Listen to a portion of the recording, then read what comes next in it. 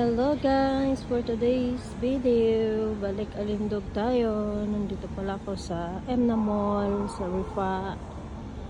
Nag-sale yung company namin ng damit. Flash sale, mura lang guys. Riva Choice, Picule, mura lang siya. So, nandito kami almost 1-2 months. So, sa lahat ng stuff, ako napili. Kaya, I am lucky. May sahod na, may bonus pa. So, I am here. Mga dresses.